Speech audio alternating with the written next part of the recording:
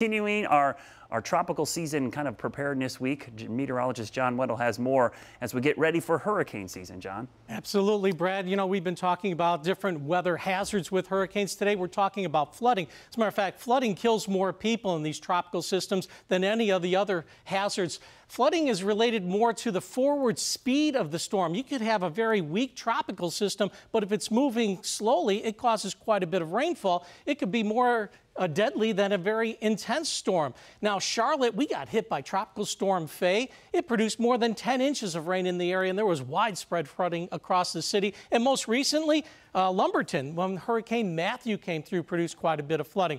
Earlier today, I got the chance to talk with Alyssa Dodd. She's with Charmex Stormwater Services, and she has some tips on flooding. When you're on the street, if you come across any sort of flooded roads, you want to turn around and find an alternative route. There's a few reasons for that. Sometimes the water is a lot deeper than it may appear. Sometimes it may be carrying debris that you just can't see from your vantage point. And also it might be moving quicker than you realize. How about if people want to know if they're in a floodplain?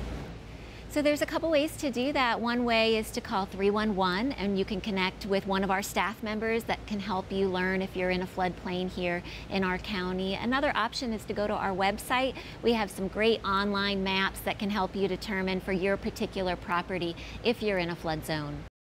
If you want to get flood insurance, get it now, because you can't get it just before the hurricane hits, because it takes about 30 days for it to kick in. Bill, Brooke.